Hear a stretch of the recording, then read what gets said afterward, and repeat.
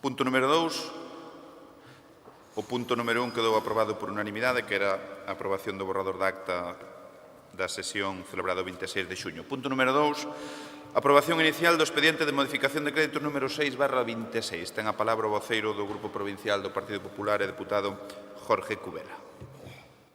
Grazas, presidente, e moi bons días a todas as compañeiras e compañeros da Corporación. Neste punto propomos ao Pleno a aprobación do expediente de modificación de crédito número 6/2026. Este expediente inclúe créditos extraordinarios por importe de 188.000 euros e outro de suplemento de créditos por un importe de 1,1 millóns de euros. Financiamos a totalidade dos expedientes con aforro propio, con remanente líquido de tesorería para gastos xerais. Polo tanto, entro en detalle para a súa explicación. En créditos extraordinarios é unha única consignación dunha achega ao Concello de Pontevedra para a renovación do céspede do Estadio Municipal de Fútbol de Pasarón, con 173.000 euros.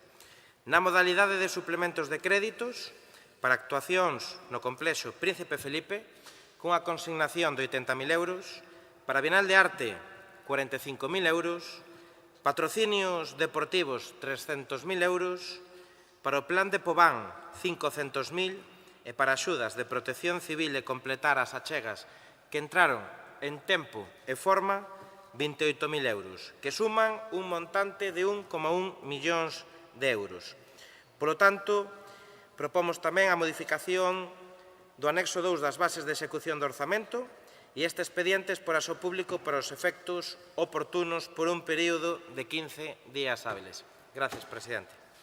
Moitas grazas. Ten a palabra, por parte do Bloque Nacionalista Galego, o seu voceiro, deputado César Mosquera. Grazas, señor presidente. Bueno, vimos aquí, non sei que número é a modificación, bueno, o que demostra, despois de todas que houve, que esta Diputación económicamente está, bueno, pues ten moitos recursos, non?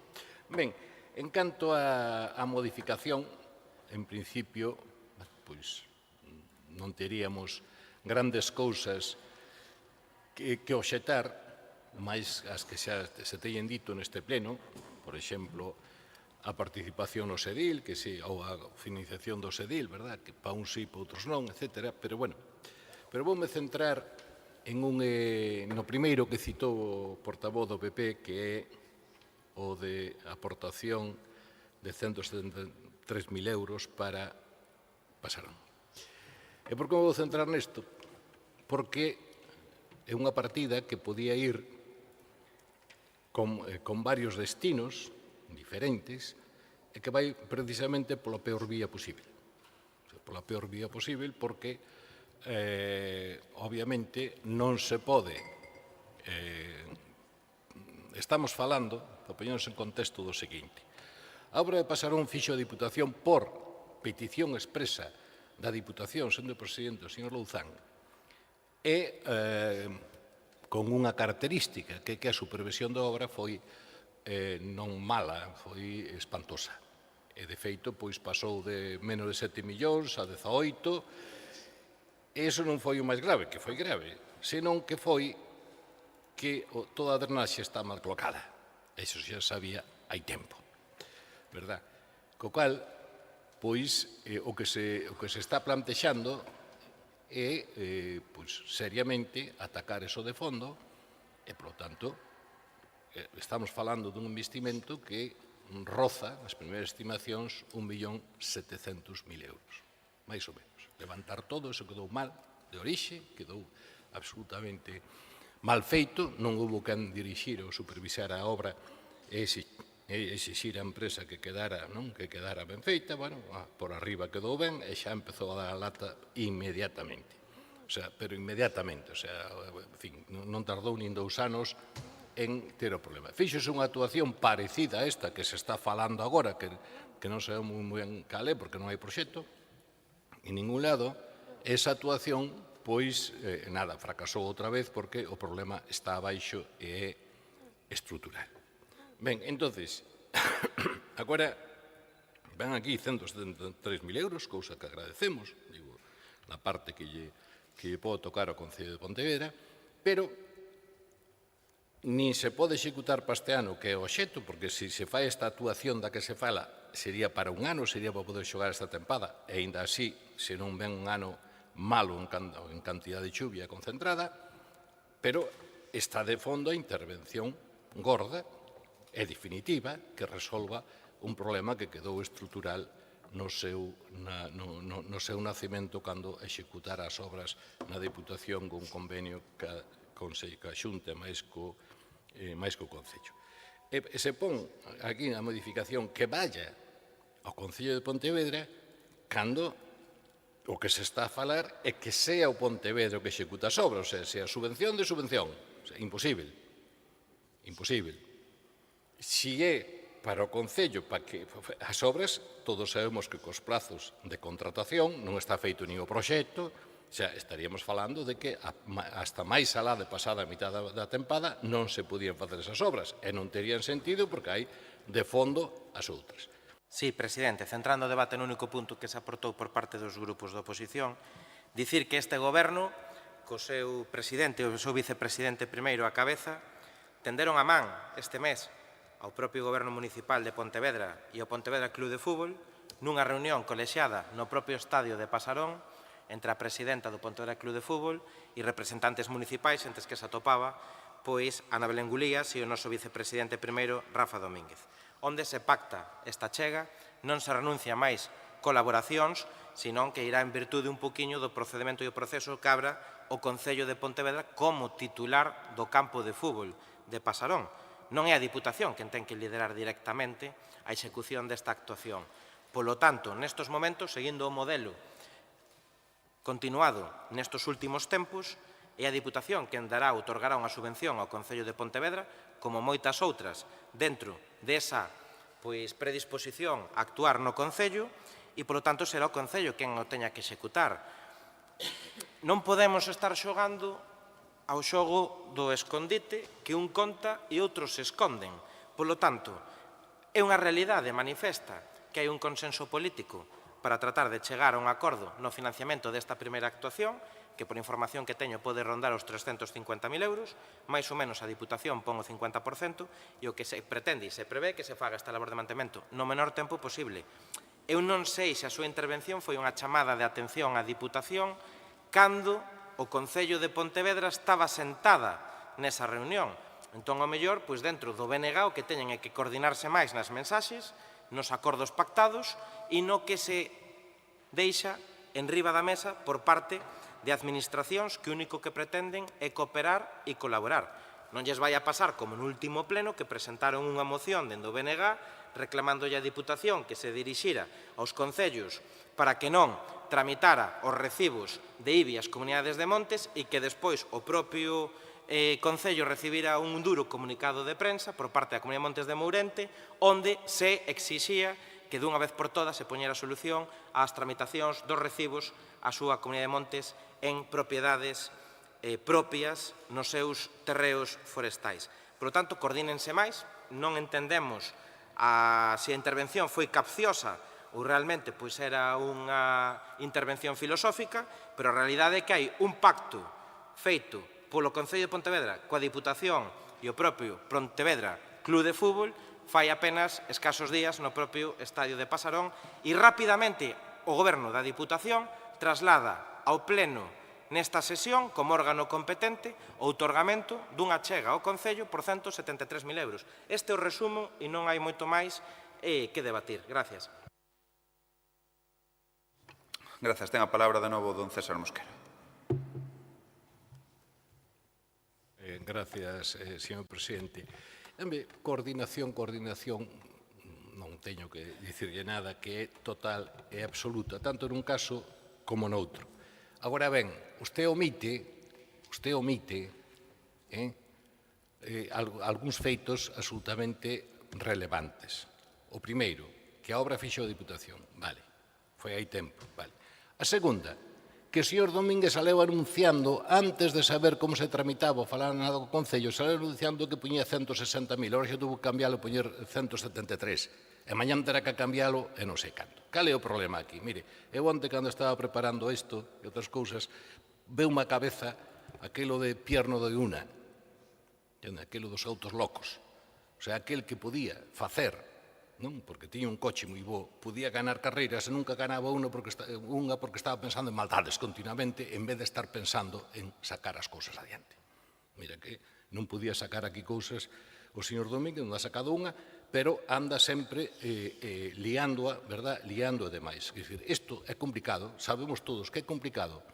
En vez de mirar cal era a vía, negociala co Concello, pois sale a dicila e ao final estaba determinado. O Concello de Pontevedra, evidentemente, non vai a renunciar e agradece que se poñan eses cartos, e máis que terá que poñer a Diputación para a solución definitiva. Agora, non estou falando deso e creo que quedou claro antes. Agora, realmente, a vía que escollen é o procedimento, tanto de comunicación externa como, sobre todo, de administrativo, pois non ten moita salida. Queremos sacar unha foto a correr, sin saber ben como están indo as cousas, como se poden facer, que problema hai de fondo, e despois topámonos con este problema. O sea, con este problema que, claro, creo que calquera entende. O sea, hai que facer unha obra profunda de cambiar todo o drenaxe porque está totalmente atascado. O sea, hai unha cuarta de agua encima do césped e abaixo nas arquetas está seco. Non baixa nada. E iso non se arregla cambiando o césped. Non se arregla. Esa é a situación real. Entonces, nos topamos con, se queremos facer unha obra agora, mentres os plazos de axudicación e demais o levan, non está neste ano. Ou non está para o inicio da tempada nin para mediados. E, por outro lado, topámonos con que hai que meter ese cadro 1.700.000, 2 millóns, ou que sexa, para cambiar totalmente eso. Como se casa eso? Como se casa? Anunciando que, xa vamos a poñer 160, que guapos e que vos somos, que poñemos 160.000 euros, que depois en 173. Como se casa eso? Iso é o que está sin casar, o que está sin resolver, que é o problema de fondo, gordo. Outra liada. O Gallá salga todo ben, que quede claro que o Gallá, con respecto ao punto da modificación, vámonos a externo.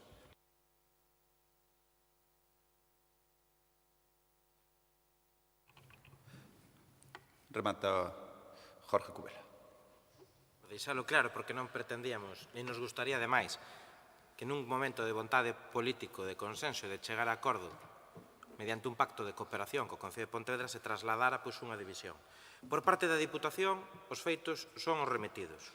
Hai unha reunión de traballo para intentar coordinar unha achega, un financiamento sobre a actuación primaria, a primeira que hai que facer no Estadio Municipal de Pasarón, que é municipal, non é da Diputación, nin do Pontevedra Club de Fútbol, é unha maneira de colaborar e, ademais, é unha maneira de tender a man e pontes, que é un lema do noso goberno, co Concello, para que se demostre que todos queremos darlle solución a isto. E hai unha primeira valoración nesa reunión duns 350.000 euros e a Diputación propón prácticamente o 50%, 173.000 euros. Iso foi fai escasos días. Hoxe estamos en pleno, como órgano competente, aprobando o expediente de dotación económica para desarrollalo.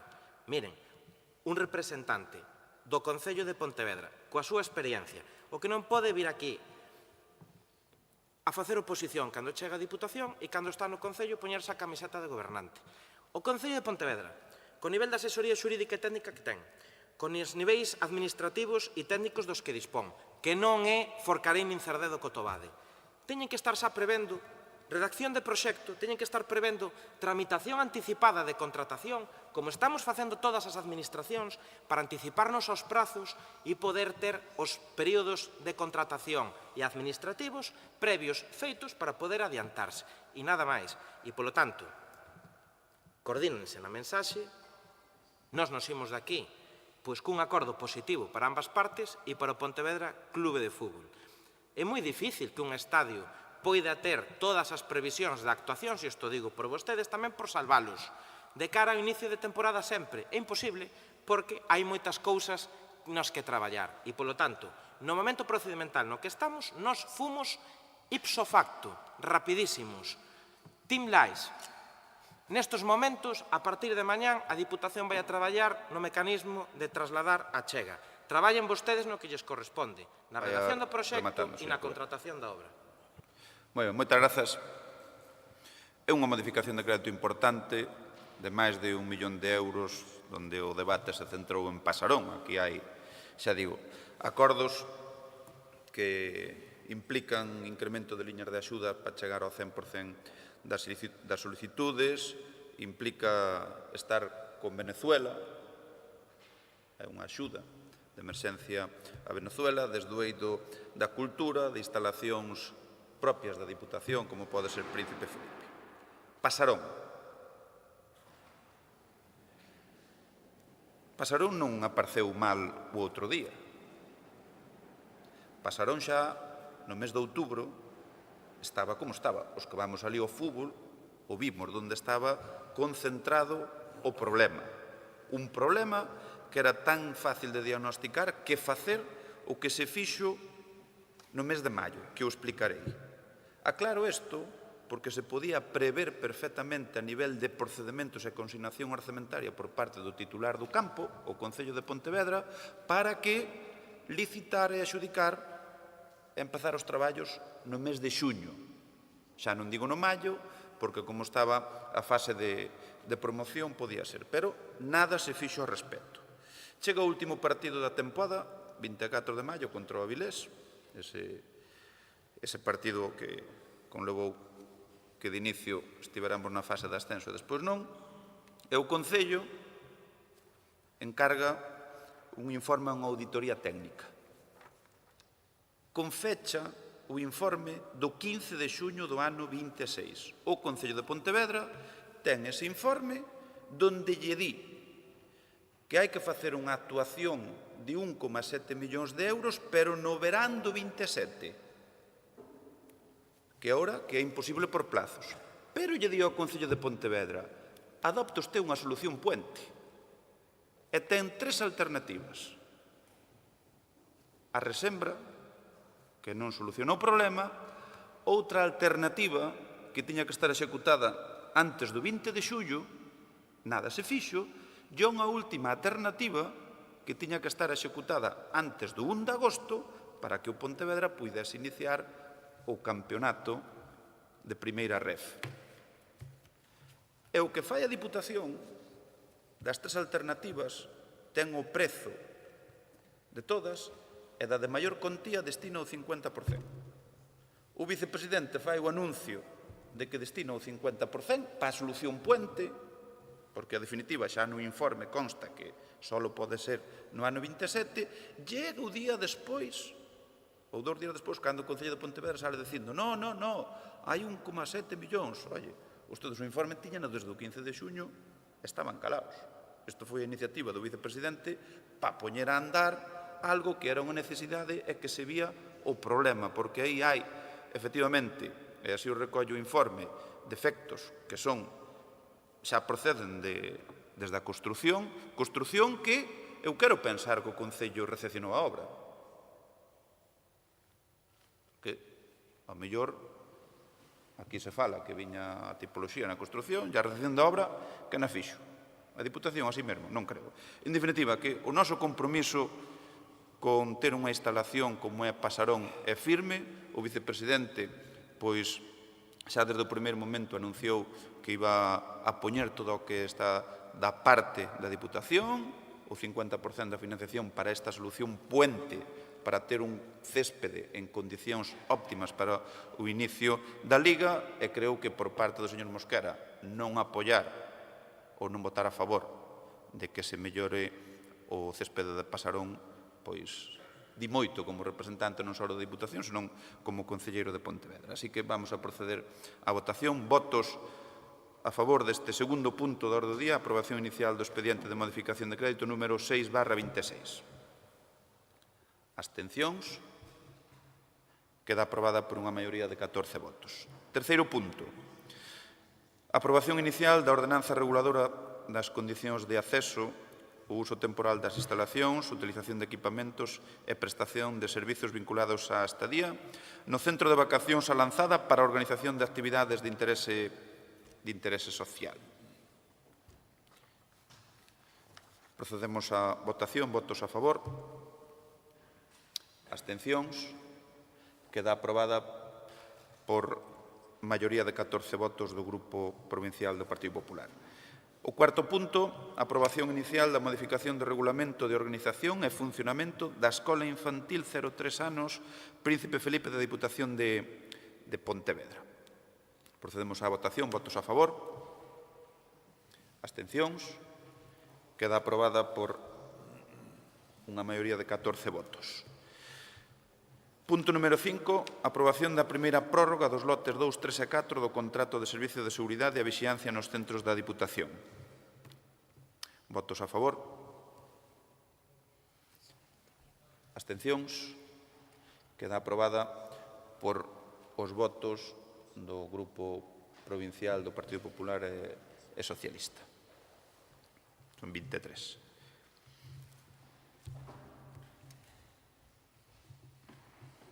Agora veñen unha serie de puntos que son modificacións de proxectos do plan extraordinario, do primeiro plan extra. O punto 6 é a aprobación do proxecto técnico modificado da actuación, proxecto de reforma e posta en valor do Pazo de Torrada e Xardíns, presentado polo Concello de Cambados ao abeiro do plan Provincia Extraordinaria Plan Extra. Votos a favor? Queda aprobada por unanimidade.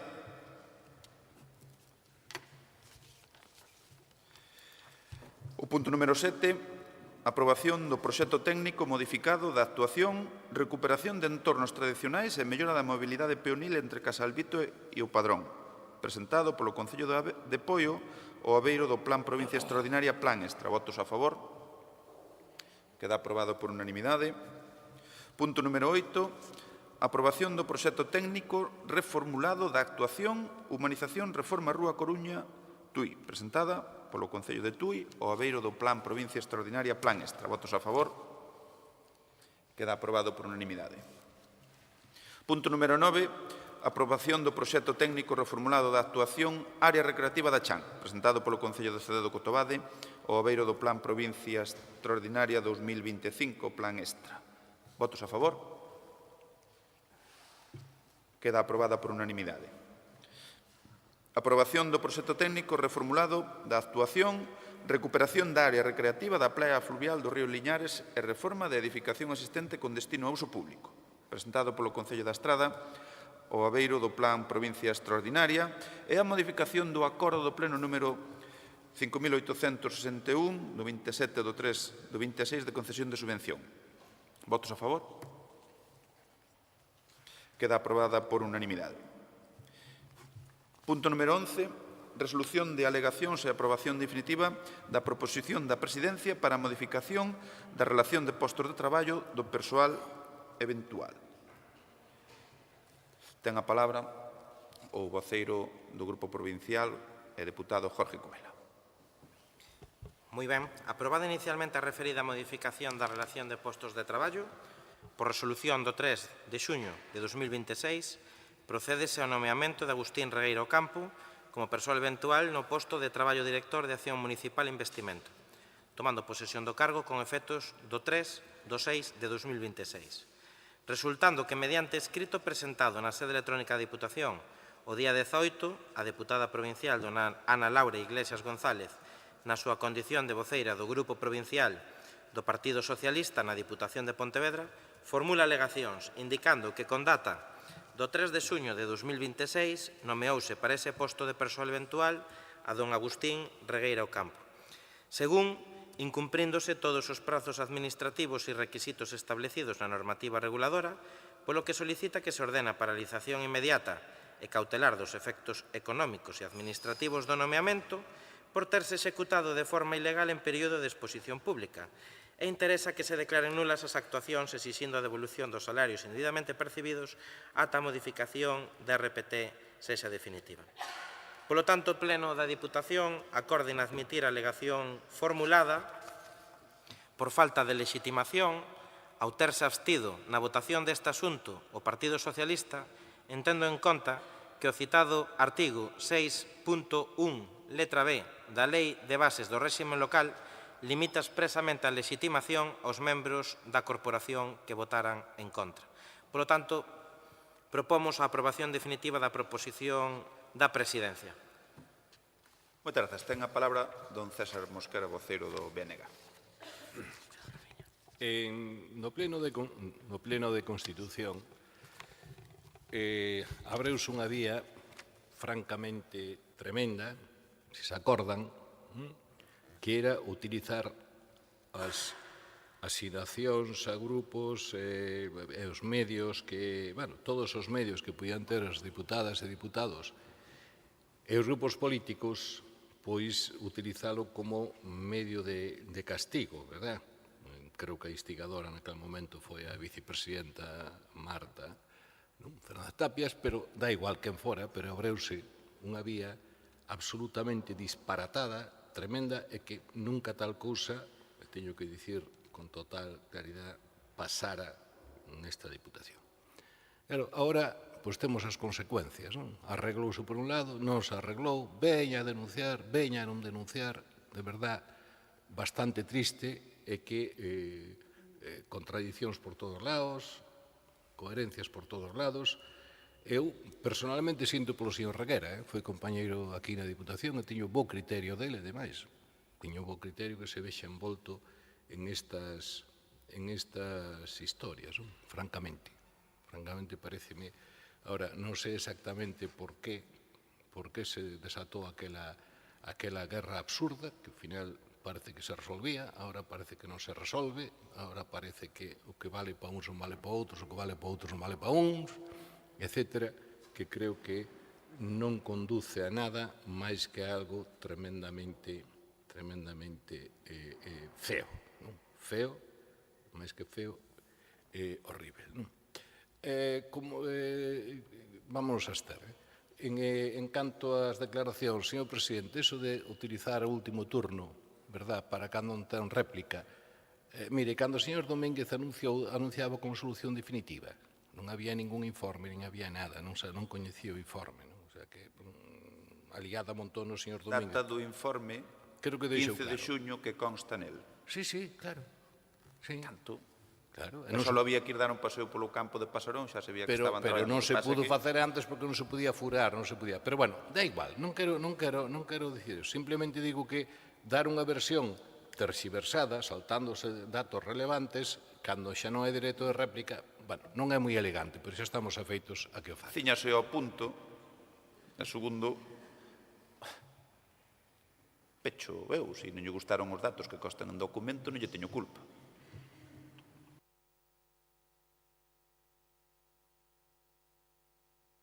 Ten a palabra a voceira socialista Ana Laura Iglesias. Moitas grazas, moi bo día a todas e a todos. Bueno, eu sí que vou a volver ao punto a tratar nesta orde do día e creo que cabe recordar, polo escoitado nesta sesión plenaria, que gobernaron e facer o que a un lle dé a gana, pasando por riba nin das normas, nin dos procedementos administrativos e moito menos do respeto máis elemental a esta corporación.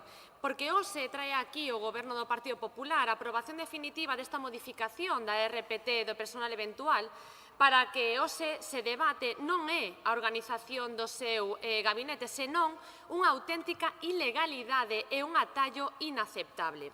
Antes de nada, quero deixar algo moi claro, porque parece que deliberadamente pretenden confundir o debate. Nós non cuestionamos que o Goberno teña a potestade de organizar o seu gabinete de confianza. A lei recoñéceo e nós respectámolo. Precisamente por iso, cando neste pleno se debateu a creación deste novo posto, nós non votamos en contra, abstivémonos. Repito, abstivémonos porque recoñecemos que a Presidencia ten a potestade e a discrecionalidade de organizar a súa equipa de confianza como mellor considere para as súas liñas de goberno. Tamén cabe recordar que no momento da votación ocultóusenos a quen ia destinada esa praza e cales eran as intencións reais deste goberno, pero ese non é o debate. O problema é o que aconteceu ao día seguinte. Cabe recordar que esta modificación da RPT do personal eventual foi traída a este pleno para a súa aprobación inicial o 29 de maio, sendo publicada no BOPO o día 2 de xuño. E aquí ven o importante. Apenas 24 horas despois, o día 3 de xuño, o señor Agustín Reguera xa estaba nomeado. Un día. Un día foi o que tardaron en enchufar ao seu novo director cun incremento salarial de máis de 17.000 euros anuais. E iso non é discrecionalidade, iso é unha vía de feito, un incumprimento fragante dos plazos de exposición pública e unha falta de respeto institucional. Ou o que é o mesmo, saltáronse vostedes o recollido na Lei 39/2015, onde se recolle claramente que os actos administrativos non son executivos mentres non sexan firmes ou venza o período de impugnación, polo que a toma de posesión exprés do 3 de xuño constitúe unha clara vía de feito. A praza carece de cobertura xurídica válida a non terse aprobada definitivamente ni terense publicado no BOPO como definitivas, o que supón a nulidade de pleno dereito. A exposición pública de 20 días non é un trámite decorativo nin unha molestia burocrática que vostedes poidan saltarse cando lles conveña. É a garantía democrática de control do gasto público e da transparencia. Vostedes decidiron que a lei non vai con vostedes, decidiron que un posto de confianza está por riba da seguridade xurídica. Pero as excusas que formulan vostedes neste informe para seguir adiante con este nomeamento son cada unha máis rocambolescas. Primeiro, confunden vostedes a nosa abstención á creación desta plaza coa chapuza que acontece a posteriori co nomeamento do señor Reguera. E segundo, dinos no informe que non é conveniente esperar porque paraliza a organización do gabinete. Pois se teñen presa o que teñen que facer é planificar mellor e facer as cousas ben, pero non utilizar os cartos públicos para pagar salarios nunha plaza que no momento da toma de posesión carecía de cobertura definitiva. E, por último, teño que facer tamén unha apreciación que considero fundamental. Revisando toda a documentación que nos fixeron chegar en relación a este punto da orde do día, non consta neste expediente o informe da secretaria da Deputación.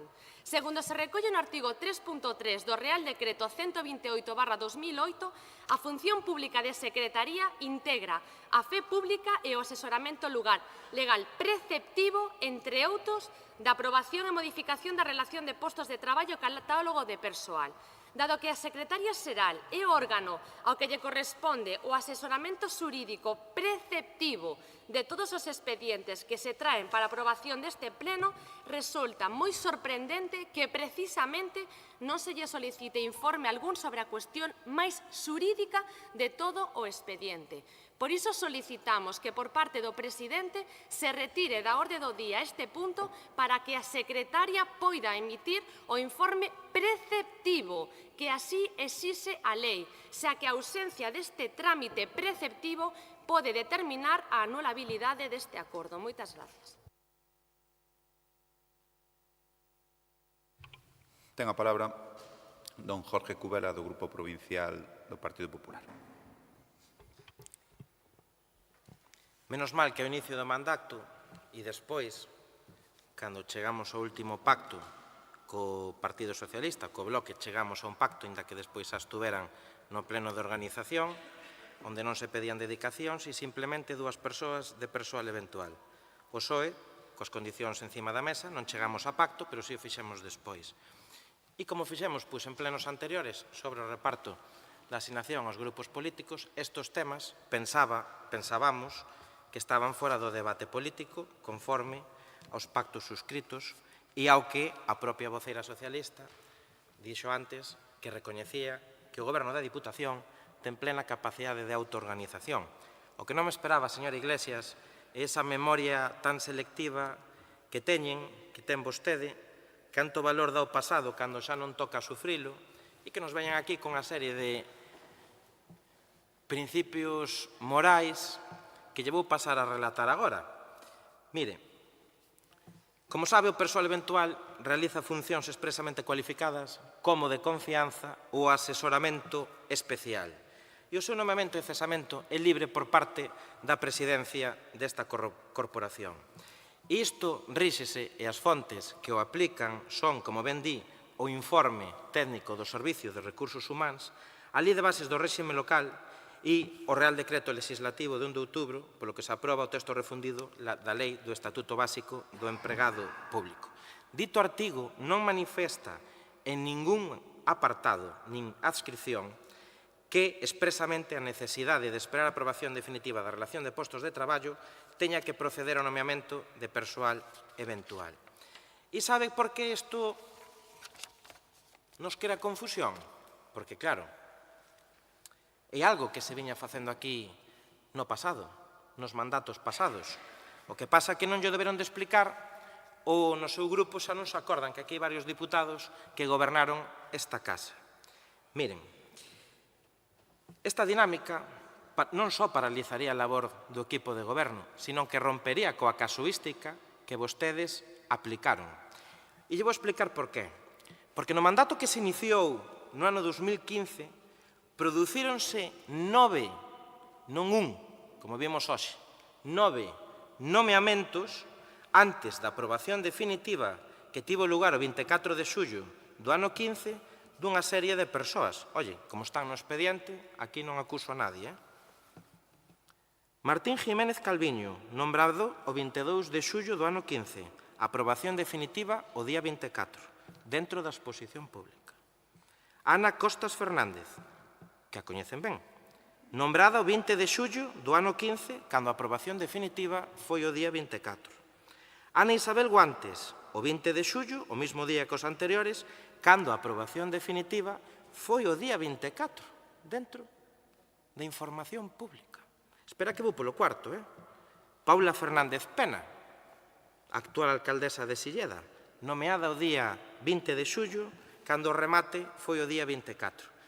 Neste mandato, nomeouse, dentro da información pública, a dona María Lina Garrido, con efectos do 1 de maio de 2024, cando a aprobación definitiva foi 23 días despois. Miren, nomear unha persoa eventual non é igual que os procesos selectivos auxiliar administrativo do Concello de Cuntis nin as oficinas de artes escénicas de Extremadura. Moitas grazas. Ten a palabra Ana Laura Iglesias.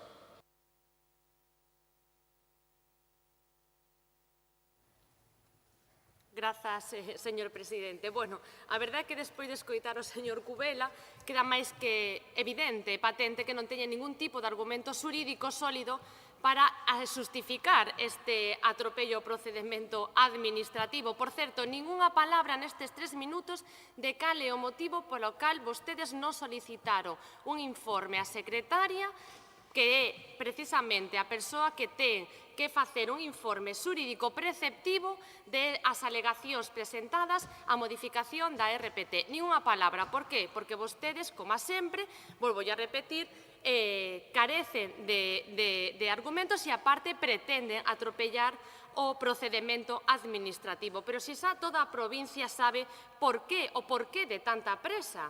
O que pasa é que vostedes quixeron ocultar ao principio, pero xa todo o mundo sabe por que vostedes se saltaron a lei nun só día. E isto non tiña que ver coa eficiencia da Deputación, ni moito menos co apoio aos municipios. Isto era unha pura operación de redistribución de cadeira e de arranxo interno do Partido Popular. Tiveron que facer este nomeamento á presa pola vía do feito e sen esperar os prazos legais porque precisaban baileirar urxentemente a delegación territorial da Xunta en Pontevedra para acomodar ao señor Pablo Fernández. Tiñan que buscarlle un acomodo inmediato ao señor Agustín Reguera nesta Deputación precisamente para poder despexar ese escaparate político. E por que tanta prisa co señor Fernández? Porque vostedes xa deron por amortizado o señor Domínguez. Porque aquí todo o mundo sabe, e vostedes o primeiro, que o señor Domínguez vai camiño dun novo e estrepitoso fracaso electoral do Concello de Pontevedra e saben perfectamente que o seu actual candidato non tira, que o proxecto do Partido Popular na capital está afundido e que precisamente colocar ao señor Fernández na delegación da Xunta para ir preparando como vindeiro candidato á alcaldía de Pontevedra. E ese é o gran misterio e a presa do 3 de xuño. E eu entendo as risas da bancada do Partido Popular porque o tempo dirá se eu teño razón ou teñen vostedes razón. Xa todos nesa bancada sabe que o vindeiro candidato do Partido Popular despois do último fracaso electoral do señor Domínguez vai a ser o señor Pablo Fernández. Pero, independentemente disto, volvo a decir, vostedes saltáronse estes 20 días de exposición pública e traen a aprobación deste pleno un expediente que preceptivamente necesitaba do asesoramento da Secretaría Xeral desta Deputación e, polo tanto, queremos saber cal é o motivo polo cal vostedes non solicitaron ese informe que, lle repito, según o artigo 3.3 do Real Decreto 128/2008, é preceptivo. Pecha don Jorge Cubela. É difícil a súa intervención de réplica cando vostede pensaba que eu non ia preparar este punto e non ia a ver o que pasou e o que está recollido nos documentos da Diputación no ano 15. Pero espere que non acabo, que non me deu tempo polo de antes. E va polo cuarto. Milagros Lores Torres, nomeado o día 20 de xullo, aprobación definitiva o día 24. Luís Herrera Fraile, nombrado o 24 de xullo, a aprobación definitiva o mesmo día que os anteriores, o día 24. Lorena Pardo Silva, o 22 de xullo, nombrada definitivamente coa exposición pública, o día 24. Ou Aroa Sánchez Ramos. Tamén Ana Belén Peralba Lorenzo, o mesmo día, todos igual. Esta foi a casuística nos mandatos corporativos, onde se procedía coa aprobación da modificación da RPT a nomear os postos de persoal eventual cando vostedes gobernaban. Pero claro, vostede quere facer dun asunto que é puramente da autoorganización da Diputación elemento de batalla política.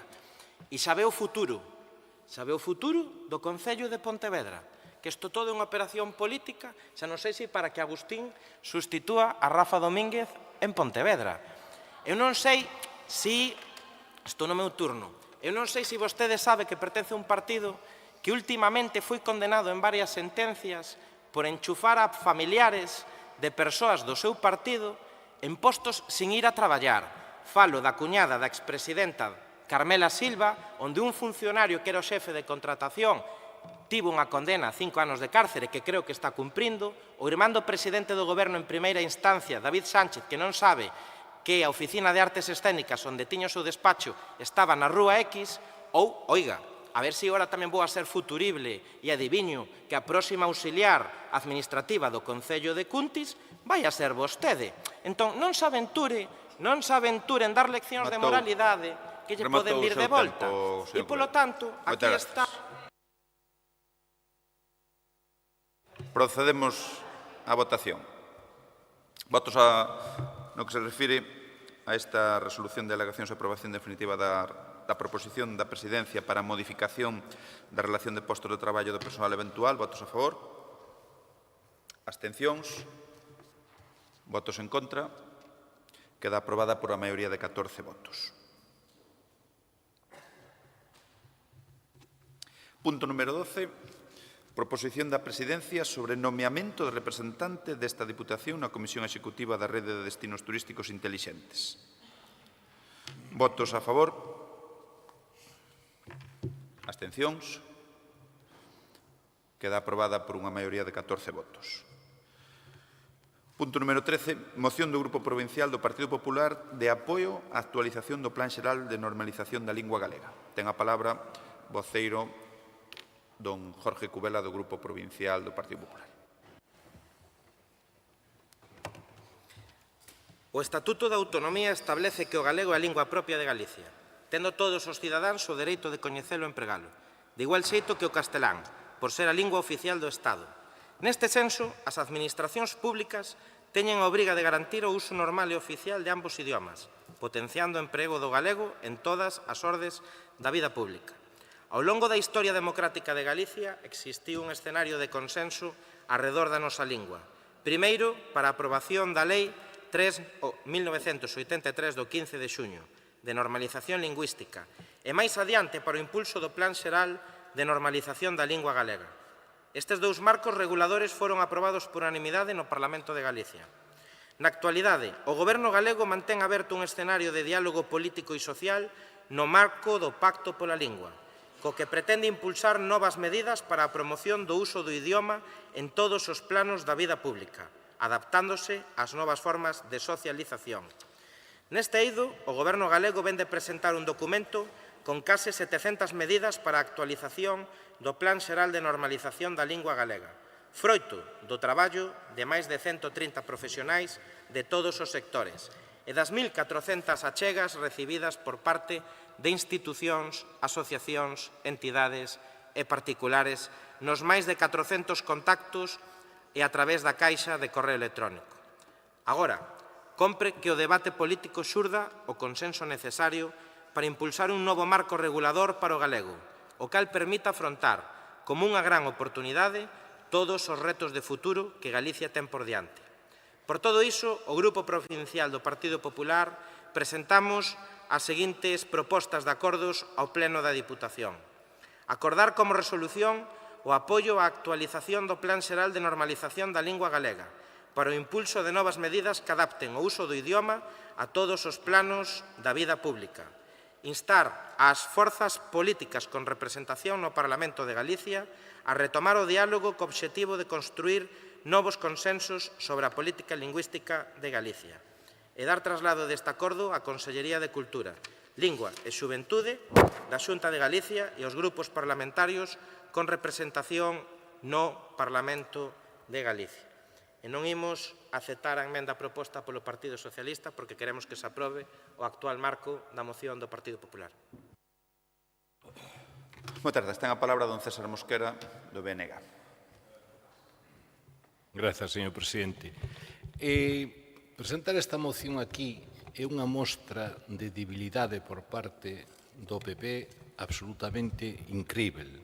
Alá ustedes.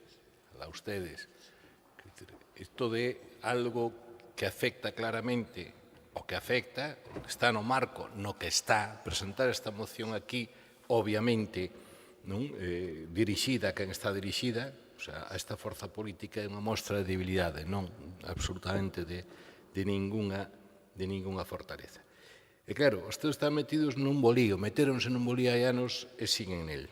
Por un lado, teñen sectores dentro do PP que por eles o galego non se usaría máis que de maneira testimonial prácticamente erradicalo, e por outro lado teñen unha base social e unha parte da dirixencia en que sí ten sensibilidade pola lingua e que, desde logo, acolleron de maneira aterradora, non? O sea, con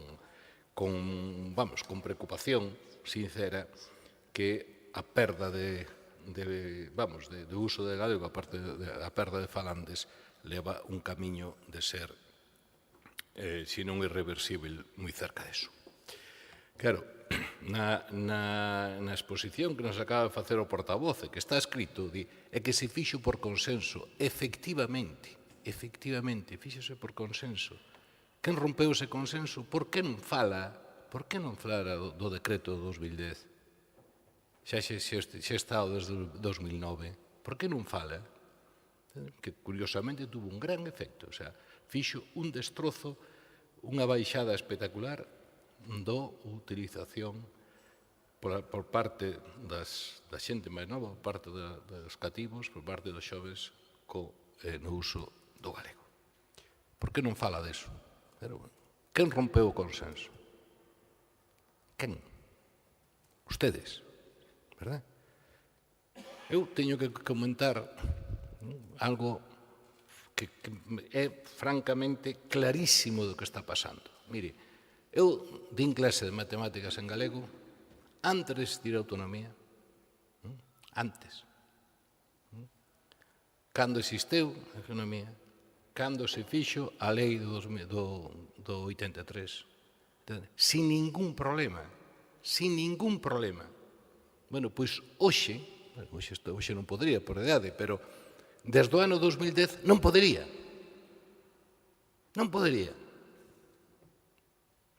Entonces, o BNG creo que deixou moi clariño. Oye, se ustedes queren chegar a un acordo, retiren ese decreto. Retírenlo, que foron ustedes que romperon o consenso. No, eso non. Vamos a moela porque o problema era outro. Vontade de resolver, tomar medidas e que funcionaran dunha maneira medianamente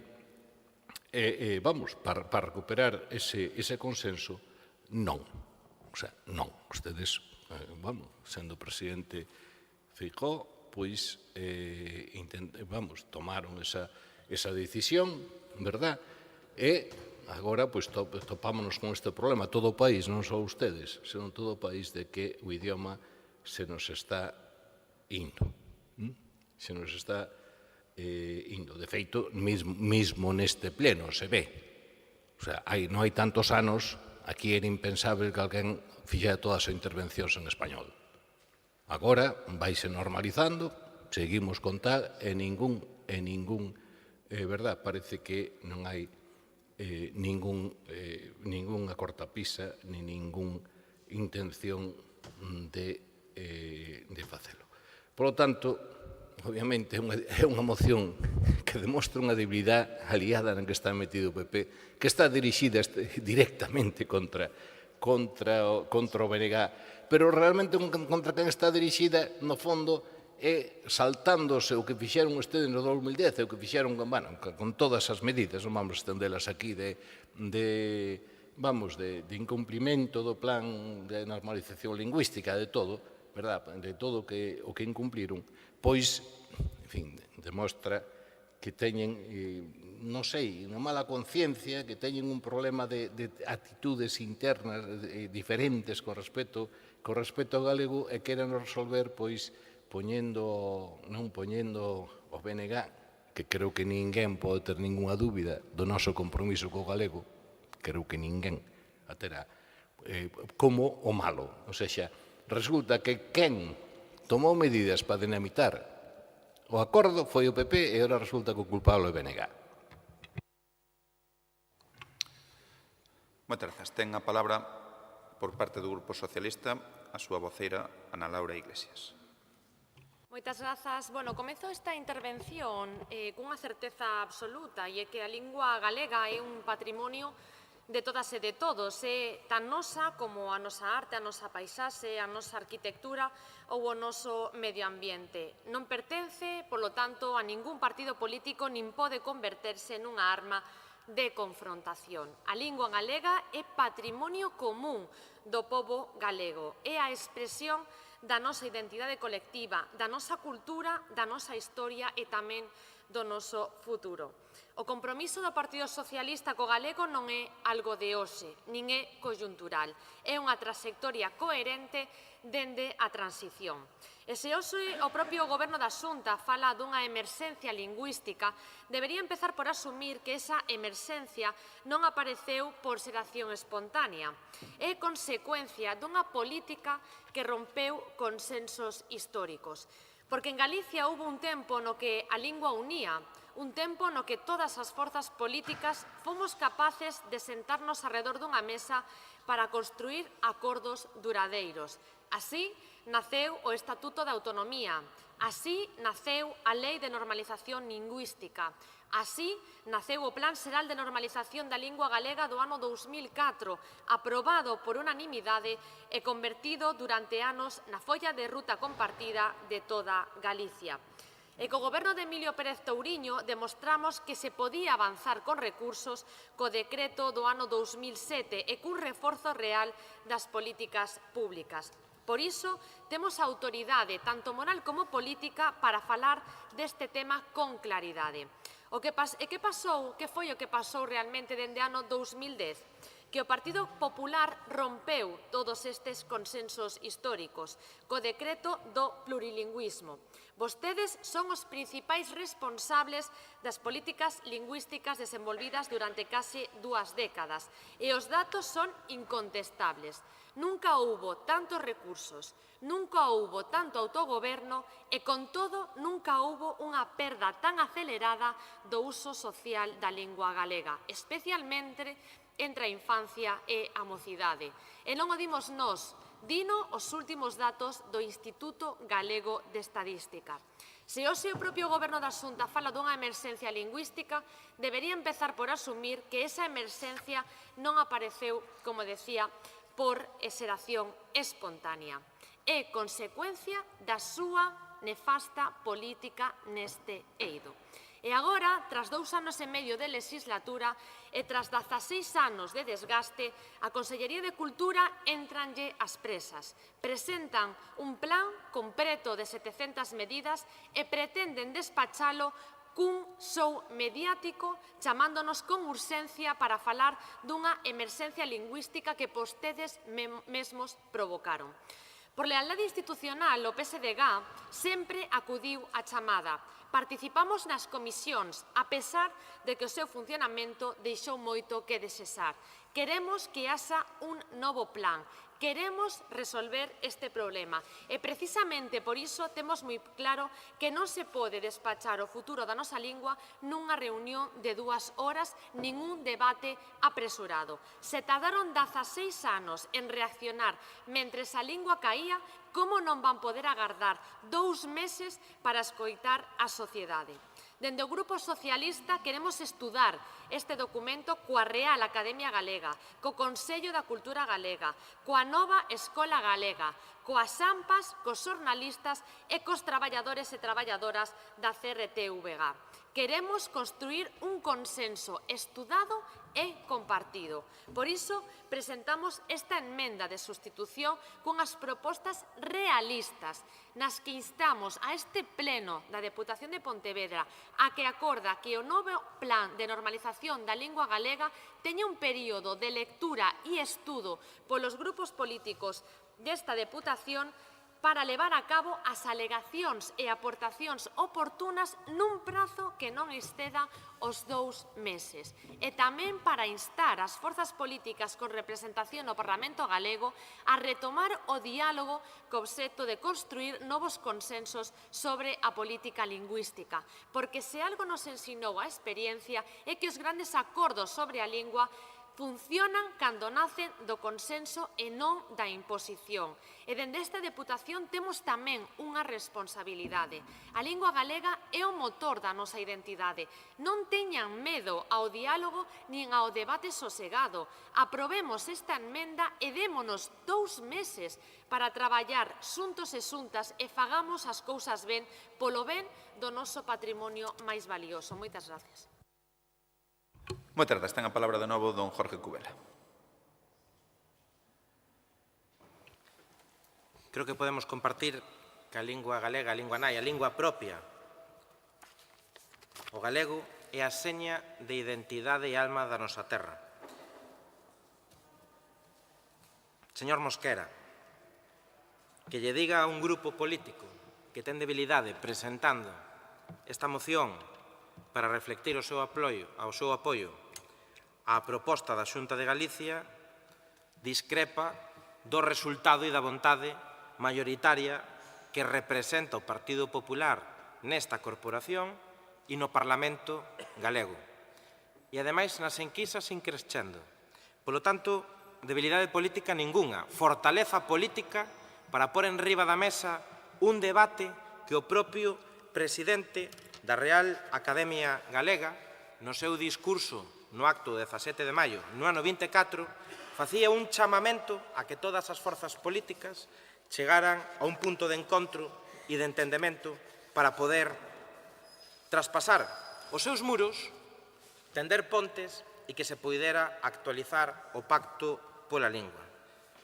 Miren, hubo múltiples debates, señora Iglesias, coa pluralidade que dá a representación democrática nas institucións e, neste caso, no Parlamento galego, para poder facer as múltiples propostas, as dedicacións de tempo a isto, nun proceso que leva moitos meses e que foi encargado, ademais, porque hai que dicilo, a un dos máis prestixiosos académicos da Real Academia, a Manuel González, que puxo co seu equipo técnico toda a vontade de acordo, de negociación e de explicación, non só pola parte política da Consellería, para poder sumar a este gran pacto, unha vez máis, o maior número posible de actores. Saben que? Que a única forza política que non participou en ningunha das sesións, das reunións técnicas para este fin, foron os de sempre. Os de non no almorzo, os do non no xantar e os do non na cea, o BNG. Por qué? Porque é un trasfondo que eles tampouco queren dicir nin explicarlle á sociedade, que queren que o 100% das materias en educación infantil, primaria e eso sexan en galego, que é polo que sempre optou o plan de normalización, a propia lei e este novo pacto. Que haxa un equilibrio das dúas linguas na formación educativa, dando medidas e propostas para seguir avanzando nisto.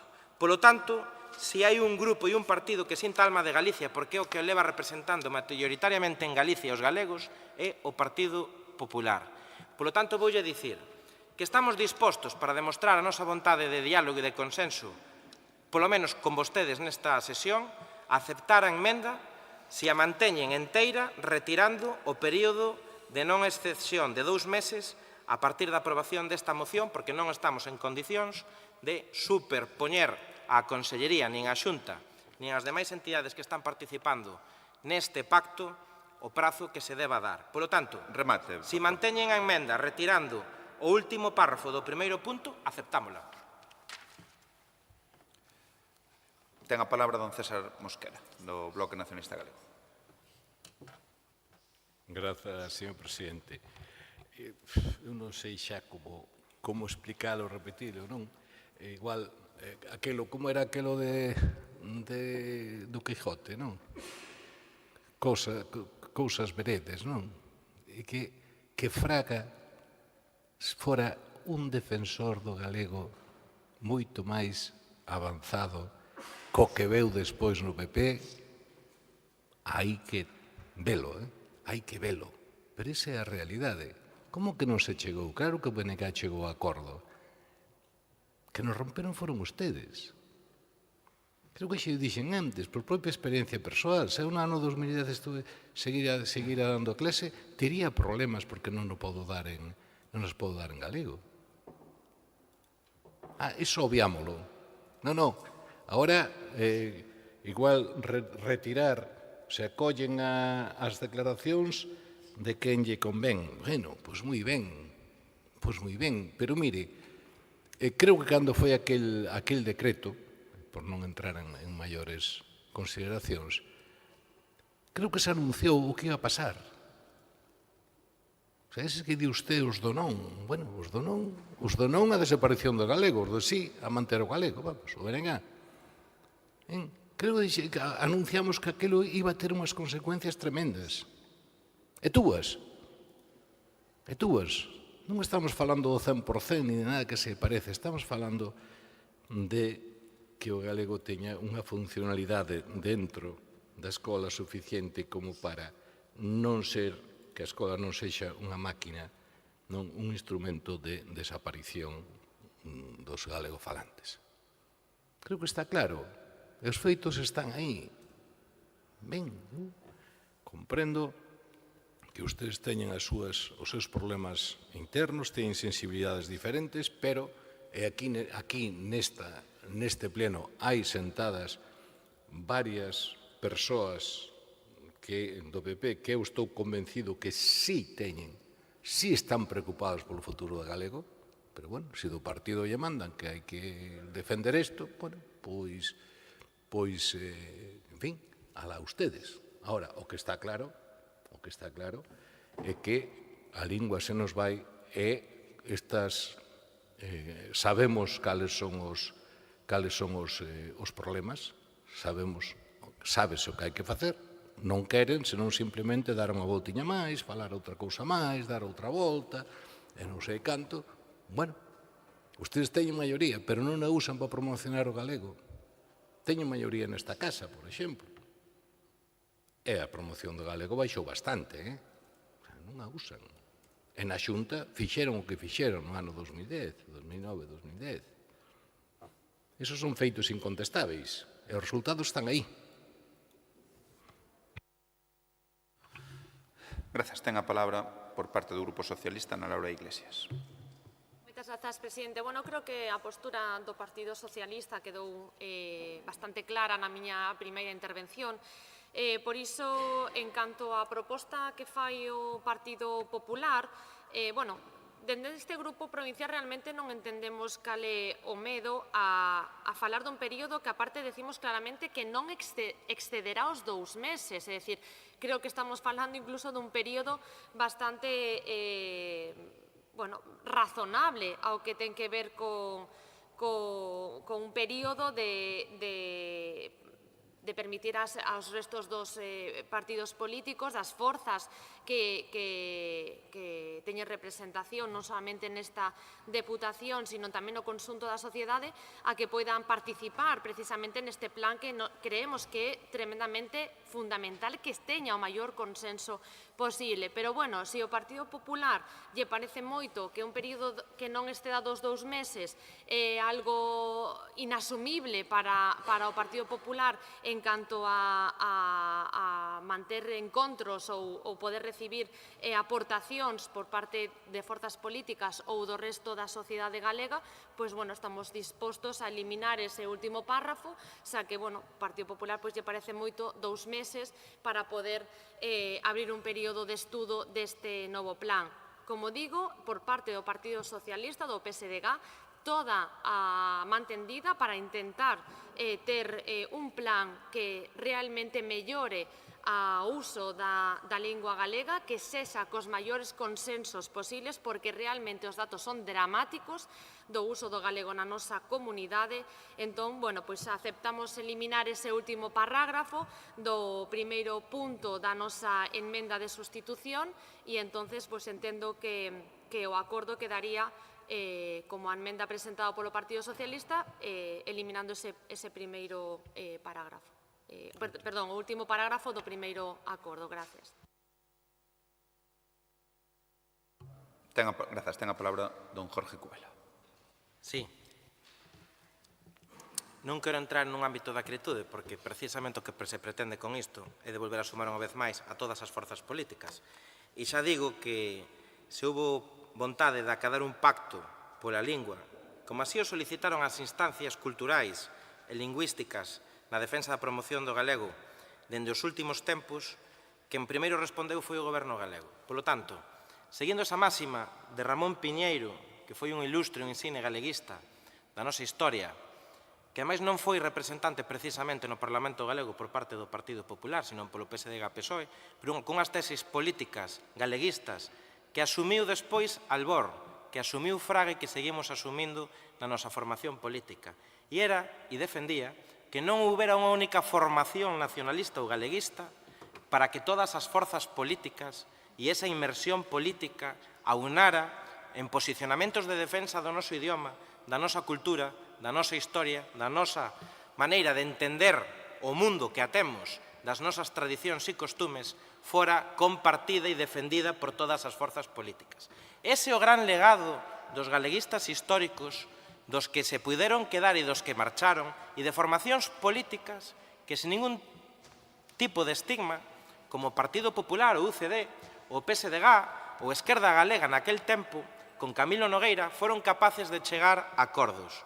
E máis, eu recoñezo aquí que foi o propio diputado Camilo Nogueira pactando con Fernández Albor quen propuxo a aprobación da primeira lei de normalización lingüística por darlle a man a unha forza nacionalista.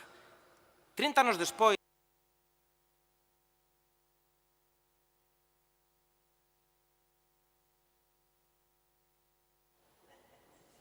quedábame uns segundos, Polo tanto, o único que reclamamos e seguimos reclamando que haxa unha vontade de consenso, sempre tamén defendendo a capacidade de representación que cada forza política ten. Polo tanto, se o BNG quere quedarse excluída unha vez máis e ancorarse nun radicalismo ficticio a nivel social, alá vostedes, pero ninguén vai a negar que este presidente ou que este portavoz e a maioría de representantes do Partido Popular fan todas as súas intervencións en lingua galega para defender o noso compromiso co idioma. Gracias, presidente. Procedemos entón no relativo a este punto número 13, moción do Grupo Provincial do Partido Popular de apoio á actualización do Plan Xeral da Normalización da Lingua Galega, onde hai unha emenda de substitución presentada polo Partido Socialista.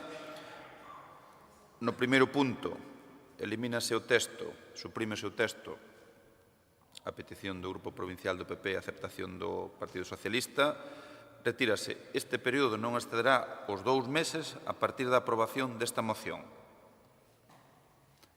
Votamos a emenda, donde hai unha incorporación no primeiro parágrafo de algo contemplado PP, e logo os puntos 2 e 3 xa son similares. Votamos a emenda de sustitución.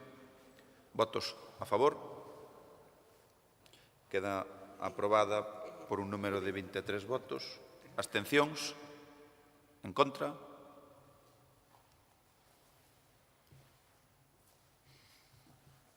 E pasamos ao seguinte punto de orde do día. No, porque se votou o aprobar a emenda de sustitución.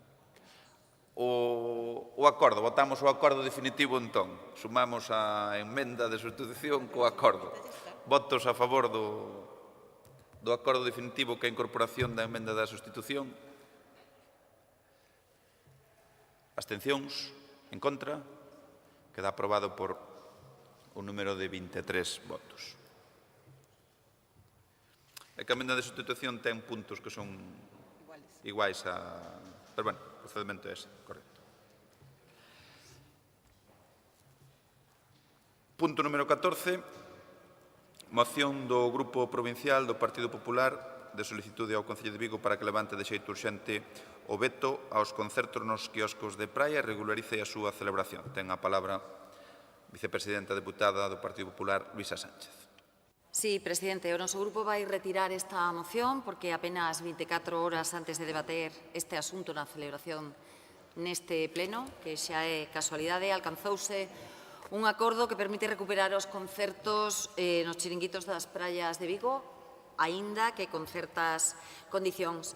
E queremos dicilo con claridade, este acordo nos xorde pola casualidade, chega despois da presión exercida polos afectados, pola sociedade e polas institucións que estamos exixendo unha solución inmediata. Así que a nosa moción tiña como obxectivo, único obxectivo, que se puxese fin a un conflicto innecesario que estaba a perxudicar aos concesionarios, aos grupos musicais e a imaxe de Vigo nesta temporada, en esta tempada turística, así que este obxectivo xa está cumprido afortunadamente. Iso sí, retirala non significa dar o asunto por pechado, imos facer un seguimento riguroso desta acordo para comprobar que non queda nun simple anuncio e que as condicións pactadas respectense e tamén vixiantes para os próximos anos, porque é cando finaliza a concesión en outubro do ano 2028. Grazas.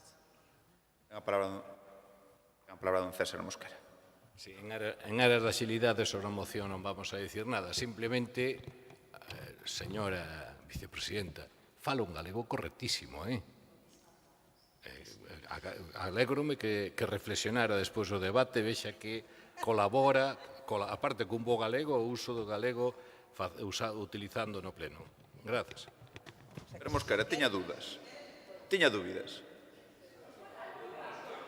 Oh, por favor, non. Pois, non, estades atendas e fai as intervencións todas en... moitas delas en galego. Sí. Neste, se non me quero lembrar, neste salón de plenos, no acto de 3 anos de goberno, falou en galego. Hai que vir, que o convidamos, señor Mosquera. Convidámoslle a esos actos e veña.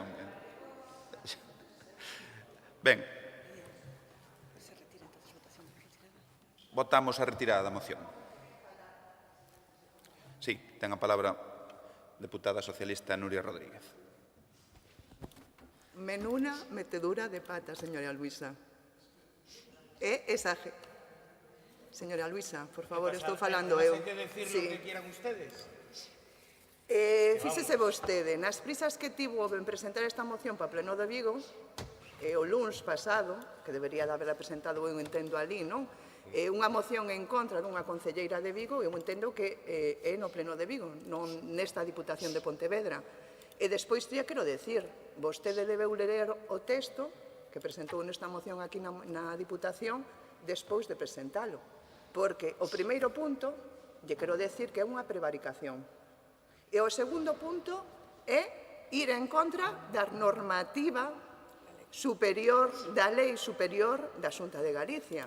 Entón, eu entendo que neste momento, que xa está despois de 10 días, acordado con xiringuitos de Vigo, cos hosteleiros, reúne con eles varias veces, solucionamos, están encantados, e despois das noticias que aparecían hoxe, verdade, na prensa, los conciertos preparan ya su regreso a los chiringuitos.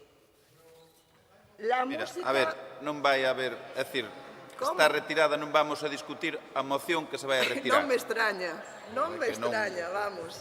Por lo tanto, Prevaricación nos puntos dos acordos. votamos a retirada da moción. Votos a favor? Por unanimidade. Punto número 15, moción do Grupo Provincial Socialista para a anticipación, coordinación e reforzo dos servizos de prevención e emerxencias fronte aos incendios na provincia de Pontevedra. Ten a palabra por parte do Grupo Socialista, deputado Gregorio Luís Agís Gómez. Grazas, presidente. Bueno, traemos hoxe aquí unha moción que trata unha cuestión elemental. As administracións públicas teñen a obriga de anticiparse aos riscos que coñecen e garantir que os medios de prevención e emerxencias estén operativos antes de que se produza unha situación crítica. Non estamos falando dun fenómeno imprevisible, todos sabemos cando chega o verán. Todos sabemos que as temperaturas son cada vez máis elevadas e que os episodios extremos son máis frecuentes e prolongados. Todos sabemos tamén que o abandono do territorio e a acumulación da biomasa incrementan o risco arredor das vivendas, dos núcleos de población, das estradas e das infraestructuras. Ante esa realidade, a prevención non pode comenzar cando se declara o período de perigo alto, nin cando xa se albisca o fume. A prevención faise durante o outono, o inverno e a primavera. Faise xestionando a biomasa, mantendo as pistas e os accesos e revisando os puntos de auga, formando persoal, cubrindo as vacantes e coordinando todos os servizos que poden ter que intervir na acción do lume. A Lei de Montes é clara. Os plans anuais de prevención, vixilancia e extinción deben aprobarse e publicarse antes do 31 de outubro do ano anterior e deben aplicarse de maneira continuada durante todo o ano. Pero o Pladiga 2026 foi aprobado o 13 de abril do 26, casi 6 meses despois do plazo legal. Non estamos ante un simple atraso formal. Aprobar tarde o principal instrumento de planificación ten consecuencias. Dificulta a tramitación dos convenios, a selección e formación do persoal, a contratación dos medios e a coordinación previa entre as administracións. A propia Xunta declarou como período de perigo alto de 2026 o comprendido entre o 1 de xullo e o 30 de setembro. Pero durante o mes de xuño aínda se publicaban convocatorias para brigadas e condutores de motobomba. Moitos dos concellos, algún incluso se estaba publicando no 15 de xullo, cando o período de perigo alto xa leva 2 semanas iniciado. Non estamos dicindo que todos os convenios se atopen na mesma situación, nin responsabilizando, por suposto, aos concellos que intentan cubrir os postos co escaso tempo que se lles concede. O que decimos é que, cando este problema se repite en distintos municipios, existe un fallo estrutural, un calendario e un modelo de planificación que non funciona ben. O mesmo sucede coa convocatoria autonómica para adquirir vehículos e maquinaria de prevención. Publicouse o 15 de xuño e só se consideraban subvencionables os gastos realizados despois da presentación da solicitude. É materialmente imposible publicar unha convocatoria a mediados de xuño, tramitar as solicitudes, resolvelas, licitar e adquirir os equipamentos e pretender que estean operativos o 1 de xullo. Esta maquinaria debe ser útil, podrá ser útil para campañas posteriores, pero, dende logo, non para a campaña do 2026. Se a finalidade é previr, a convocatoria que se publica realmente tarde. A moción propón medidas razoables e perfectamente asumibles que o dispositivo autonómico desenvolva as súas funcións estruturais durante todo o ano, que o Pladiga se aprobe dentro do plazo legal, que os convenios, as contratacións e as axudas se tramiten coa suficiente antelación, que antes do 1 de xullo as brigadas, motobombas e medios estén realmente operativos, que se coñezan os efectivos e os recursos destinados especialmente á nosa provincia e a Xunta, Diputación, GES, Parques Comarcais, Servizos Municipais, Protección Civil melloren a súa coordinación e o recurso ordinario máis próximo e conte con todos os efectivos. A Diputación non pode permanecer ao marxe, forma parte do Consorcio Provincial. Non abonda con aprobar relacións de postos e anunciar convocatorias. A seguridade mídese polo persoal disponible en cada quenda, polos vehículos operativos e polo tempo real que tarda en chegar un equipo a unha emerxencia. Esta moción pretende garantir que os profesionais dispoñan de persoal, medios, planificación e coordinación suficientes para desenvolver o seu traballo con seguridade e eficacia. Pedimos anticipación. O que pedimos é moi sinxelo que as administracións cheguen antes ao lume. Moitas gracias. Gracias. Ten a palabra don Jorge Cubela. Non intervén o bloque aquí? Bueno, pois nada, veimos nós. Dúas apreciacións? Non. Digo porque me sorprende. Non por nada, Igual a temática non lles parece os importante. Dúas apreciacións, señora Nuria. Don dona para nome, señor, señora para apelido, porque estamos nun ámbito suficientemente solemne para non ser chavacanos.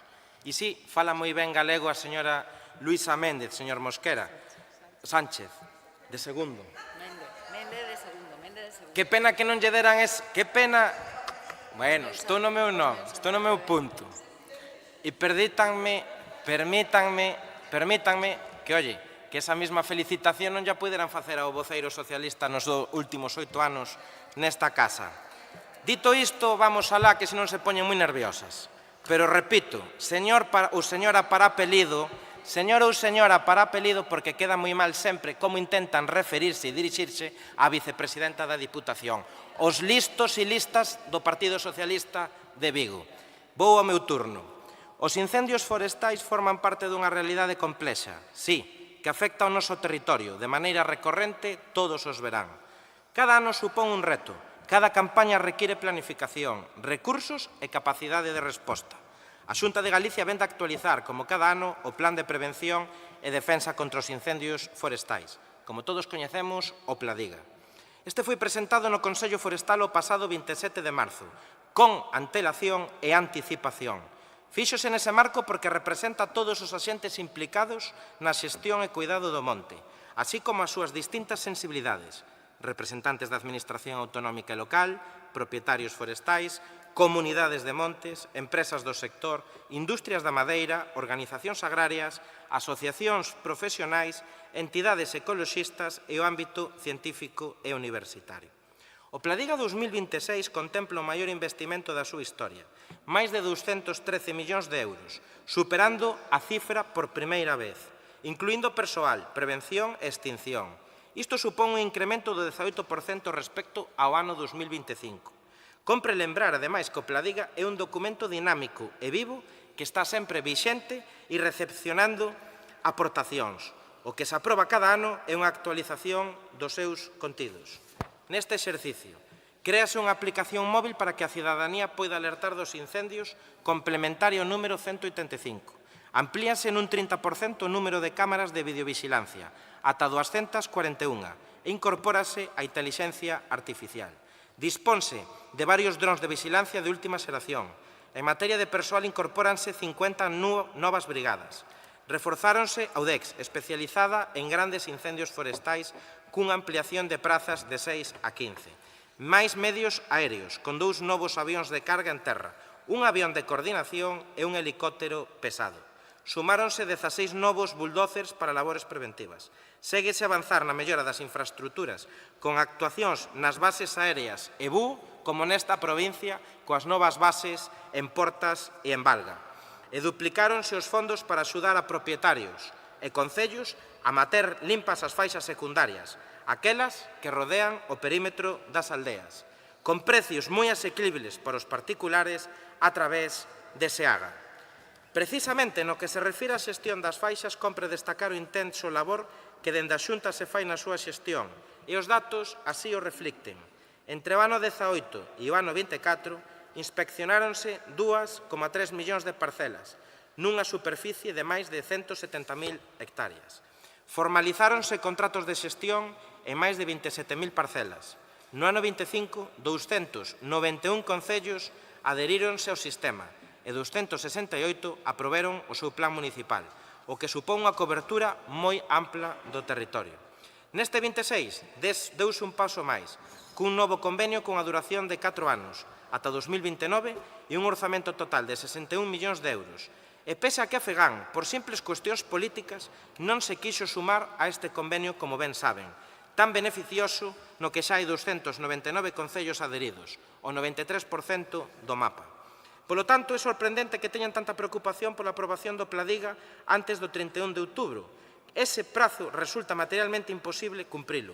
Primeiro, porque o contido mínimo obrigatorio non está disponible e porque o orzamento do exercicio seguinte debe incluir o seu orzamento. Elaborar o Pladiga antes dese prazo significaría un documento incompleto e sen seguridade xurídica. Ademais, nos meses de novembro e decembro, permanece vixente o Pladiga do ano anterior con actualizacións anuais garantindo que haxa interrupcións nas prevencións nin nas vigilancias. Rematou o seu Presidente. termo. Gracias. Ten a palabra deputado socialista Gregorio Agís. Sí, gracias, presidente. A ver, o problema non é que falten anuncios, o gran problema é que ano tras ano os anuncios chegan tarde.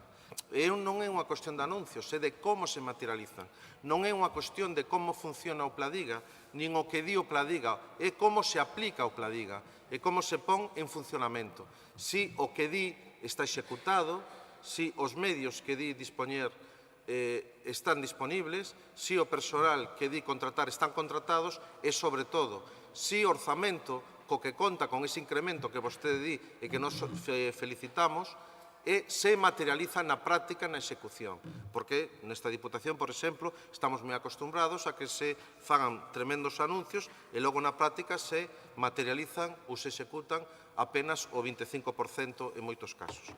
Por tanto, non negamos o incremento orzamentario, precisamente pedimos que se concrete e que se traduza en medios efectivos. O debate non é cantos recursos se anuncian, senón cantos están contratados, onde están destinados e cando están operativos. E o que falamos é de non improvisar, de planificar co tempo suficiente. Non ten ningún sentido que se saque unha orden para a compra de maquinaria de prevención no medio do verán. Non ten ningún tipo de fundamento máis alá de un anuncio propagandístico. Non ten outra función. Logo di vostede que é materialmente imposible aplicar o Pladiga. Bueno, eso está regulado por unha lei que fixo o seu partido, entendo que o faría con criterio razonable. A realidade é que chegan 6 meses tarde. E a planificación o que permite precisamente é establecer os medios establecer unhas medios de prevención durante todo o ano. Non se pode decir que o lume sexa imprevisible. Hombre, o lume pode ser imprevisible, pero, dende logo, o período de risco non o é, as áreas de máximo risco non o é, por lo tanto, se pode establecer elementos de planificación que se concreten e se materialicen con traballos durante todo o ano para que, cando chegue o momento crítico, o momento delicado, pois teñamos os recursos suficientes para abordalo. Porque, bueno, hai certa tendencia por parte do Partido Popular de non ter os medios suficientes, renunciar a efectivos na práctica e logo pretender que a UME lle resolva a papeleta de un día para outro. Esta é a actitude, pois, habitual do Partido Popular. E o que pedimos precisamente é, antes de que chegue o lume, planificación. E logo hai un problema tamén de xestión desos convenios que sempre chegan tarde. Non vou a enumerar os concellos que están anunciando, incluso en algún caso no 15 de xulio, a publicación destes convenios, non ten ningún sentido, porque inda a maiores inda hai que contratar o persoal. Por lo tanto, o que pedimos é axilidade. Se trata, polo tanto, de unha moción constructiva para que a Xunta, a Diputación e aqueles administracións que teñen responsabilidade directa na prevención se anticipen aos riscos. Moitas gracias. Ben, procedemos á votación desta moción, o punto número 15. para anticipación, coordinación e reforzo dos servizos de prevención e emerxencias fronte aos incendios na provincia de Pontevedra. Votos a favor? Abstencións? En contra?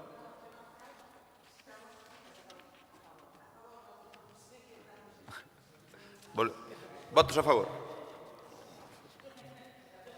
Abstencións? Votos en contra? Queda rexeitada por unha maioría de 14 votos.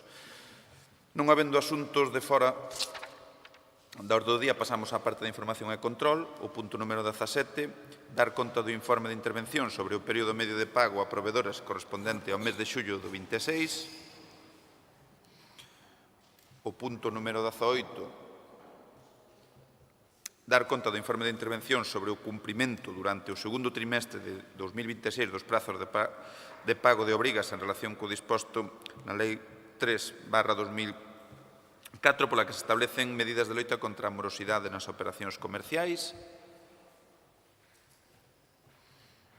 Punto número 19, dar conta da aprobación do Plan de Acción Provincial 2026 derivado das propostas e recomendacións referidas no informe resumo de intervención dos resultados do control interno correspondente ao exercicio 25. Punto número 20, dar conta das resolucións presidenciais e rematamos cos rogos e preguntas. Ten unha rogo-pregunta por parte do BNG, deputada María Manuela Rodríguez Pumar. Sí, quería facer unha pregunta, dous rogos. En relación á primeira, a obra que está previsto facer reposición de firme na EP 2602, Peñador Louredo, no seu día nos presentáramos un rogo de unhas casas que se inundaban coa agua da chuvia, no que se ven no proxecto non parece que eso se resolva, entón a pregunta é se se resolve ou non ese problema comunicado no seu día e no caso de que non, que por favor que se faga, que se resolva. E a seguinte rogo é a relación á EP 2403, Mosén de Morgadáns, no seu paso por Morgadáns, baixada de Vilas Prado Morgadáns en dirección á PO 341 Vincios Couso, porque fixeron unhas valados destes, bueno, como se chama, as barreiras de seguridade, pero son bastante altas, non hai o do medio e hai unhas zonas nas que hai unha caída que para motos, bicicletas ou para calquera debería dotarse desa segunda banda de seguridade. Esos son os rogos, nada máis. Damos por finalizada esta sesión. A última... Perdón. Permite, un rogo quero facer. Ten por parte do Grupo Socialista, deputada Nuria Rodríguez. Cada verán, numerosos concellos da provincia atopan serias dificultades para contratar socorristas para as praias e as piscinas municipais. E, ao mesmo tempo, moitos mozos e mozas non poden acceder á formación homologada polo elevado custo destes cursos. Por iso, rogamos ao Goberno provincial que poña en marcha un plan provincial de formación en socorrismo, financiando cursos gratuitos e homologados para facilitar a formación da mocidade, favorecer a creación de emprego e axudar os concellos, que é a súa labor, a contar con profesionais necesarios para garantir a seguridade nas praias e piscinas da provincia. Gracias, presidente.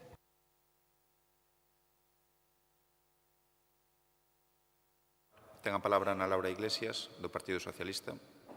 Grazas. A primeira das nosas preguntas é a seguinte: cando pensa o Goberno provincial asinar o convenio que a DIF remitiu a esta institución o pasado 18 de marzo e que todavía sigue agardando pola asinatura desta deputación? E a seguinte pregunta é cando vai o Goberno provincial a reunirse co alcalde de Vilaboa despois das numerosas solicitudes que lle ten feito a este Goberno para falar do lamentable estado das estradas provinciais ao seu paso polo Concello de Vilaboa. Gracias. Moi ben, pois non habendo máis rogos e preguntas, damos por finalizado este pleno. No mes de agosto, como é de costume, non habrá pleno ordinario, e o primeiro, o que se debía celebrar en agosto, será celebrado o venres 11 de setembro. Moitas grazas. Igualmente.